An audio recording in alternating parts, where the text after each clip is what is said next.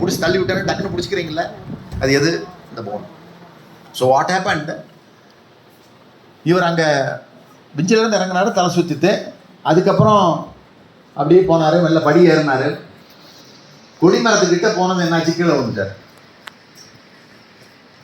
அப்புறம் அப்படி இப்படி தண்ணி எல்லாம் தெளிச்சாங்க, சோடா வாங்கி கொடுத்தாங்க, போய் சாமி தரிசனம் பண்ணிட்டு வீட்டுக்கு வந்துட்டார். சும்மா இருக்கலாம்ல. சில டயத்தில் சொந்தக்காரன் ரூபத்தில் பிரச்சனை வரும். பக்கத்தில் சொந்தக்காரர் வந்தார், என்ன அன்னைக்கு பழனி போய் விழுந்துட்டியாமே தெரியுமா, குப்சாமி அப்படிதான் விழுந்து செத்து போயிட்டார். என்ன மோட்டிவேஷன்யா, சும்மா இருக்கலாம், பார்க்காம இருக்கலாம். அவனை வந்து பார்த்துட்டு இருக்கிறவன்ட்டு வந்து இந்த மாதிரி சொன்னீங்கன்னா அவனுக்கு என்ன ஆகும் ஹெல்த்து, அவனை இந்த மாதிரி பயமுறுத்து டிமோட்டிவேட் பண்ணி விட்டுங்க. ஸோ கடைசியில் வந்து இவர் ஜஸ்ட் சர்ச்சிங் ஹாஸ்பிட்டல்ஸ், ஒரு இடமா போகிறார். அங்கேருந்து எனக்கு ஃபோன் பண்ணுவார். பார்த்தீங்கன்னா வந்து அதாவது டாக்டர் ஏதாவது இருக்குன்னு சொன்னால் தான் அவருக்கு நிம்மதி. அப்படி ஆகிடுது கதை. ஒரு ஹாஸ்பிட்டல் போகிறாரு, ஒன்றும் இல்லைன்னு சொன்னால் என்கிட்ட ஒன்றும் இல்லைங்கிறாரா, என்ன பண்ணிட்டோம், ஒன்றும் இல்லைன்னா பேசாமல் வீட்டுக்கு வா. மறுபடியும் இன்னொன்று இப்படி போயிங்க. கடைசியில் ஒரு சில பார்த்தா இதுக்கு ஏதாவது பண்ணி விட்டா தான் சரி வரும். ஒரு சில சர்ஜரி வாஸ் டன். உள்ள பேஸ் மேக்கர், பேஸ் மேக்கர் தெரியும் இல்லையா, ஹார்ட்டோட எலக்ட்ரிசிட்டியில் வேலை செய்யுதுன்னு காலேஜ் சொன்னோமா, அதுக்கு கரண்ட் பத்தலான்னு வச்சுங்க, இது டப்பு டப்புன்னு அடிக்கிறது கொஞ்சம் வித்தியாசம் கொட்டு கொட்டுன்னு அடிக்கும். ஸோ இது சும்மா குரூடாக சொல்கிறேன், புரியிருக்கா. ஸோ தே ஆட் கரண்ட், எலக்ட்ரோஃபிசியாலஜின்னு சொல்கிற டிபார்ட்மெண்ட். ஸோ அது current supply, external current support கொடுத்தோம்னா அது உடனே ஸ்டார்ட்ஸ் சப்போர்ட்லெஸ்ஸாக ரிப்பீட் பண்ணணும். அது மாதிரி ஹெல்த்தில் போனீங்கன்னா ஹெல்த்திங் அதுக்காக பெருமாள் சொல்லிட்டு ஒரு லீடிங் அக்ரிகல்ச்சரிஸ்ட் எங்கள் மெம்பர். அவர் even to United States, America போனார். அமெரிக்கா போனீங்கன்னா என்னென்னா லாங் ஜேர்னி, ஃப்ளைட்டில் உட்காந்துட்டே போகிறோம் இல்லையா, நீங்கள் காலை தொங்க போட்டுனே இருந்தால் வீங்க தெரியுமா. ஸோ ஃப்ளைட்டில் சொல்லுவாங்க நீங்கள் கொஞ்சம் நேரம் நடக்கணும் அப்படின்னு சொல்லுவாங்க. ஸோ இவரும் கொஞ்சம் நடந்தாரு, காலை இப்படியெல்லாம் பண்ணார். பட் இவருக்கு என்னென்னா காலில் கொஞ்சம் வீங்கிடுது. ஸோ பை த டைம் அங்கே ஃப்ளைட்லேருந்து இறங்கி இது பண்ணும்போது கொஞ்சம் கஷ்டமாக இருந்தது. ஸோ அங்கே ஹாஸ்பிட்டல் கூட்டின்னு போனாங்க. அவர் காலில் வீங்கிருக்கு, செல்லுலைட்டிஸ்னாங்க. So you was treated. ஒரு 2 நாளில் வீட்டுக்கு அனுப்பிச்சிட்டாங்க, நார்மல் ஆகிட்டார், நார்மல் லைஃப். ஆனால் என்னாச்சுன்னா கொஞ்சம் இங்கே கொஞ்சம் டிஸ்கம்ஃபர்ட் செஸ்ட்டில், maybe due to that medicines ஒரு செஸ்ட்டில் அது. ஸோ அங்கே ஒரு அமெரிக்காவில் இருக்கக்கூடிய ஒரு மருத்துவமனைக்கு கூட்டின்னு போனாங்க.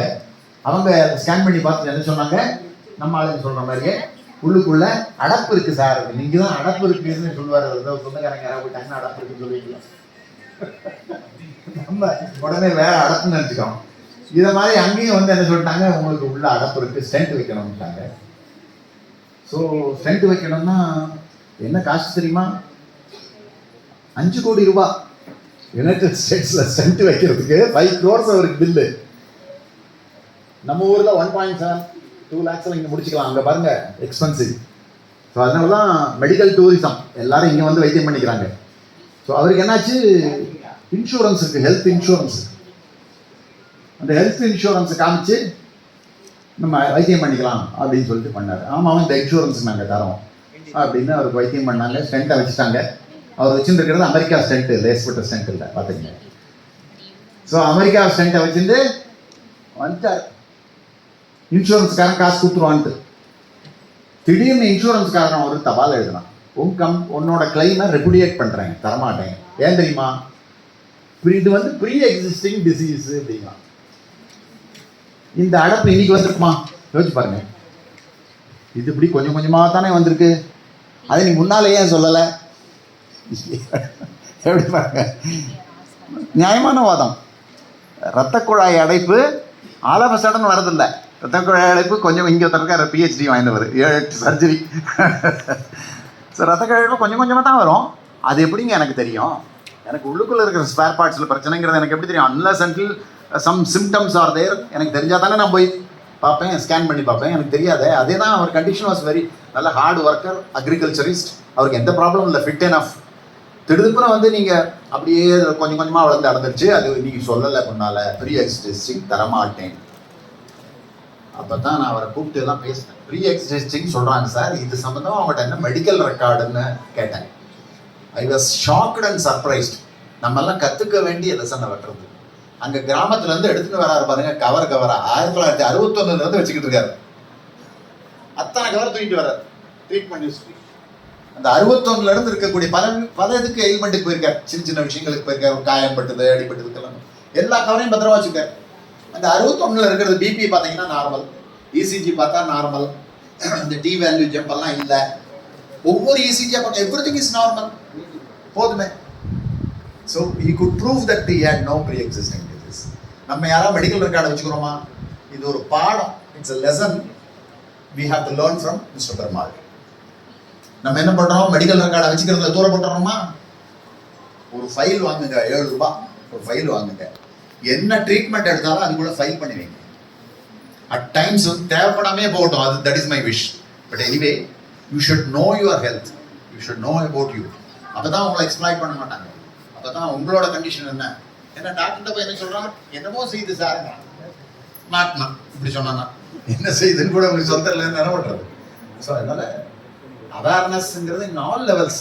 அந்த வேர்டும் தான் அந்த ஹெல்த் புரியுமேங்கிறதுக்காக இந்த ஹெல்த் ரிலேட்டட் எக்ஸாம்பிள்ஸ் சொன்னேன். பிகாஸ் நீங்கள் நார்மலி இது கம்மக்ராஸ் ஆகிருக்க மாட்டீங்க.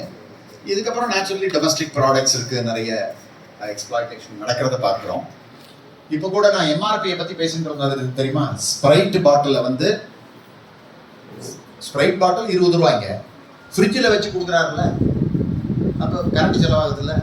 5 ரூபா கேட்டால் நியாயம் தானே கரண்ட் செலவு? ஸோ 5 rupees எக்ஸ்ட்ரா கேட்டால் நியாயம் தானே அது அப்படின்னு தானே நம்ம நினைக்கிறோம். பட் சட்டம் என்ன சொல்லுதுன்னா, you are not suppose to ask. Whatever is the price, that is the maximum price. So இந்த மாதிரி ஒரு கேஸ் கூட என்கிட்ட வந்து ஒரு girl, she purchased cool drink bus ஸ்டாண்டில் 5 ரூபாய் எக்ஸஸ் ப்ரைஸுக்கு விற்றாங்க. She gave a complaint to me. அதிகாரிகள் வந்துச்சு, நாங்கள் அதுக்கு ஃபைன் பண்ணோம்.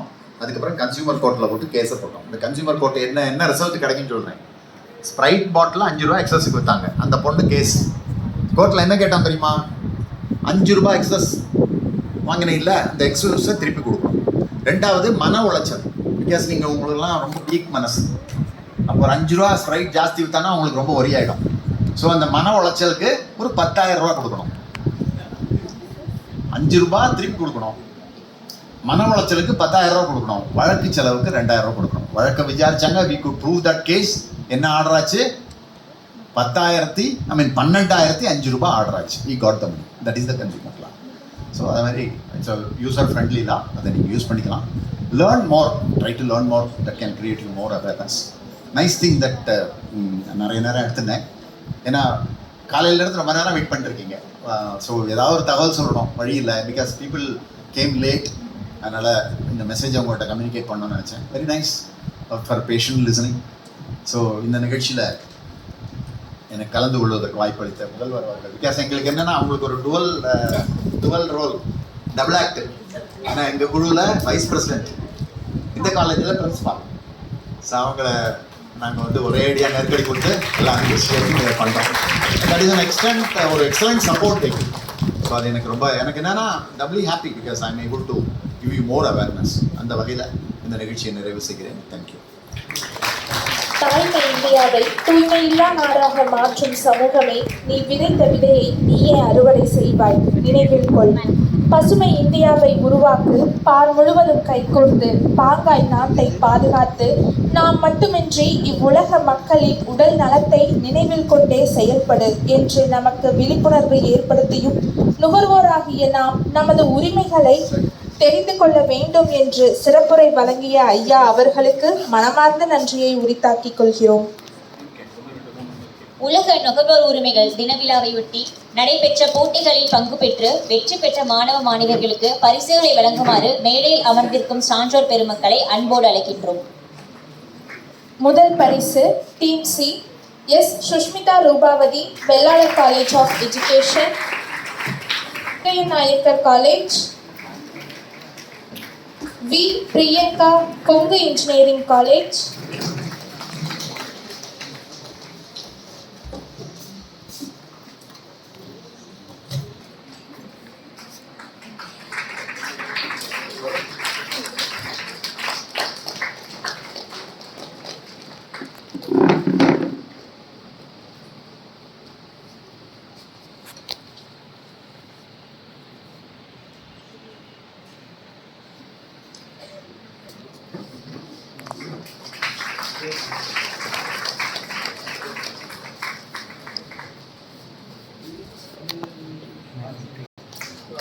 இரண்டாம் பரிசு team B M Balaharini, Vellalar college of education. T Poorani, PKR arts college for women. SK Dharshini, Kongu arts and science college. இங்கே பாருங்க மேடம், இங்கே பாருங்க மேடம், இங்கே பாருங்க.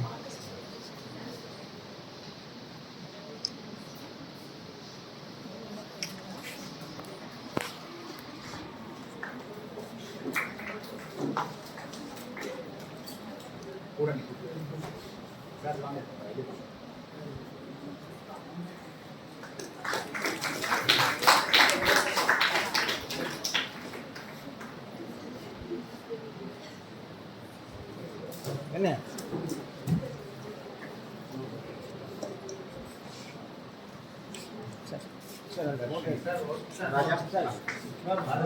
மூன்றாம் பரிசு team A RS Kaushika, Vellalar college of education.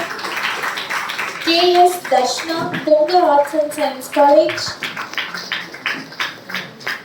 K Gayathri, Kongu engineering college. விட்டு போயிட்டு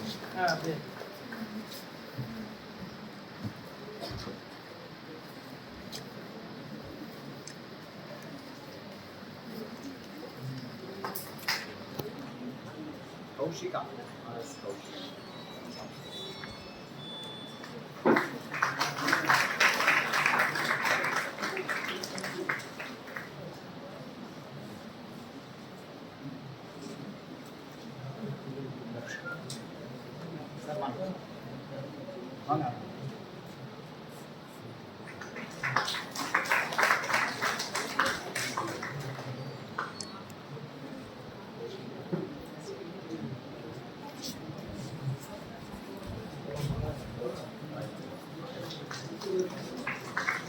அடுத்தபடியாக கல்லூரி ஒருங்கிணைப்பாளர்களுக்கு நினைவு பரிசு வழங்கும் தருணம். D Revathi, PKR arts college for women. P Karthikeyan, Kongu engineering college.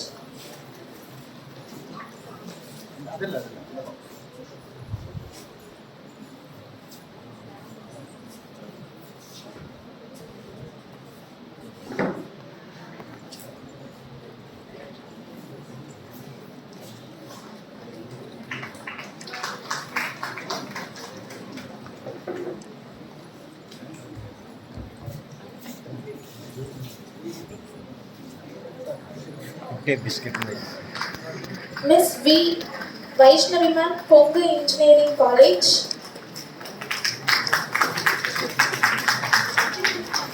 KKA Alagappan sir, Kongu arts and science college. R Kokilavani ma'am, Kongu arts and science college. Mrs Varalakshmi ma'am, Vellalar college of education.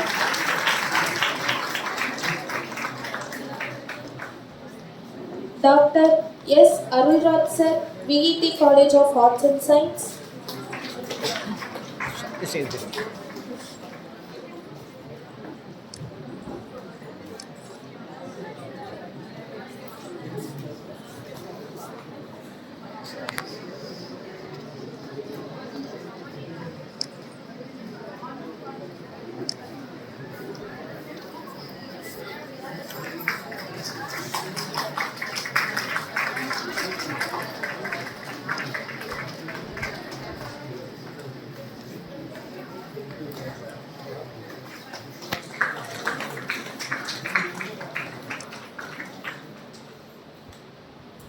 பரிசுகளை வழங்கிய சான்றோர்களுக்கும் பரிசுகளை பெற்ற கல்லூரி ஒருங்கிணைப்பாளர்களுக்கும் மற்றும் மாணவர்களுக்கும் எங்களது மனமார்ந்த நன்றியினை தெரிவித்துக் கொள்கிறோம்.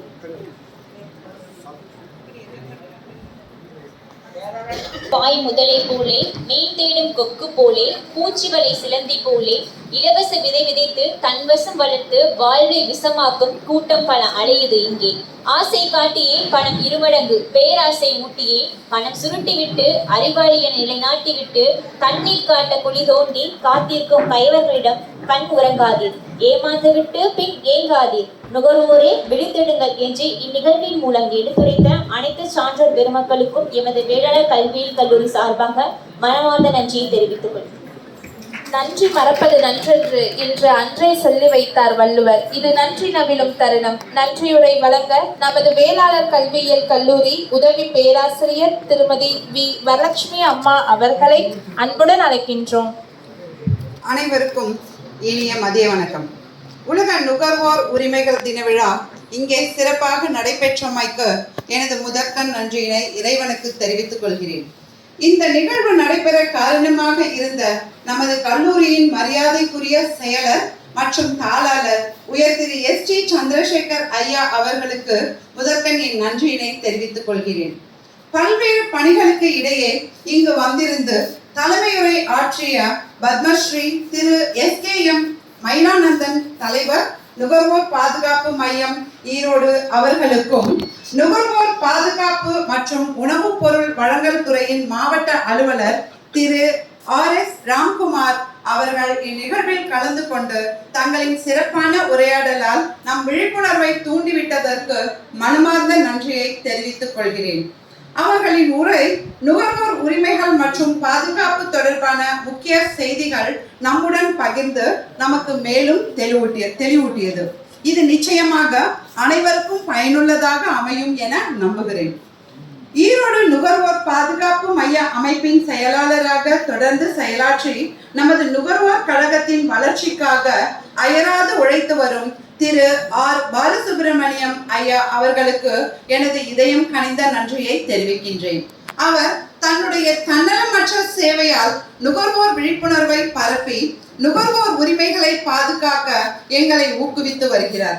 நுகர்வோர் கழகத்தின் வளர்ச்சிக்காக அவர் எடுத்த முயற்சிகள் பாராட்டுக்குரியது. இவரின் வழிகாட்டுதல் எதிர்காலத்தில் நுகர்வோர் உரிமைகள் தொடர்பாக இளைஞர்கள் அதிகமாக ஈடுபட உதவும் என்பதில் எந்தவித ஐயமும் இல்லை. மேலும் பொருளாளர் திரு சாலைமணி ஐயா அவர்களுக்கும் எனது மனமார்ந்த நன்றியினை தெரிவித்துக் கொள்கிறேன்.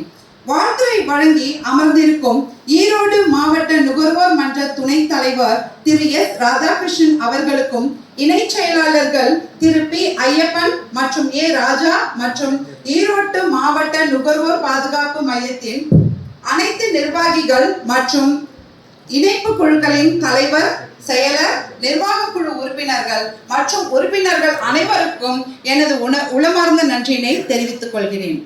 வரவேற்புரை வழங்கிய நமது முதல்வர் டாக்டர் T மல்லிகா அவர்கள் வெறும் புத்தகத்தில் உள்ள கல்வியை மட்டும் கற்றுக் கொடுக்காமல் வாழ்க்கைக்கு தேவையான அனைத்து திறன்களையும் ஒழுக்கங்களையும் பண்புகளையும் கற்றுக் கொடுத்து நம் மாணவியர் அனைவரையும் வழிநடத்தும் அவர்களுக்கு எங்களது மனமார்ந்த நன்றியை தெரிவித்துக் கொள்கிறேன். பல்வேறு கல்லூரியிலிருந்து வருகை புரிந்திருக்கும் நுகர்வோர் மன்றத்தின் ஒருங்கிணைப்பாளர்கள் மற்றும் மாணவ மாணவியருக்கும் எனது மனமார்ந்த நன்றியை உரித்தாக்குகின்றேன். மேலும் வைஸ் பிரசிடென்ட் ஆனந்த மோகன் அவர்களுக்கும், கோபி நுகர்வோர் அமைப்பின் கௌரவ தலைவர் திரு S ராதாகிருஷ்ணன், ஈரோடு செயற்குழு உறுப்பினர் மற்றும் மொடக்குறிச்சி, நம்பியூர், காஞ்சிகோவில், பவானி, வரதநல்லூர், சலங்கப்பாளையம், கவுந்தப்பாடி, பெருந்துறை, கருக்காம்பாளையம், ஆப்பக்கூடல் உள்ளிட்ட இணைப்பு குழுக்களின் நிர்வாக மற்றும் செயற்குழு உறுப்பினர்கள் அனைவருக்கும் எனது உலகநந்த நன்றியை தெரிவித்துக் கொள்கிறேன். மேலும் மணலூர்பேட்டையைச் சேர்ந்த இவ்விழாவினை கலந்து கொள்ள ஆர்வமுடன் வந்திருக்கும் திரு M பாலு மற்றும் அனைத்து நுகர்வோர் ஆர்வலர்களையும் மனமாற வாழ்த்தி அவர்களுக்கும் எனது நன்றியை உரித்தாக்குகின்றேன். இறுதியாக ஆழ்ந்த பாராட்டு உணர்வோடு எங்களது அன்பான ஆசிரியர்களின் அயராத முயற்சிகளுக்கு நன்றி தெரிவித்துக் கொள்கிறேன். மேலும் இந்த நிகழ்வை நடத்துவதற்காக திரைக்கு பின்னால் உழைத்தவர்கள், எங்களின் தொழில்நுட்ப ஏற்பாட்டு குழு, மேடை அமைத்தல் மற்றும் ஒளி அமைப்பு குழுவினர்கள் மற்றும் இந்நிகழ்வில் பங்கேற்ற அனைத்து மாணவ மாணவியருக்கும் எனது மனமார்ந்த நன்றியை உரித்தாக்குகின்றேன். நன்றி, வணக்கம்.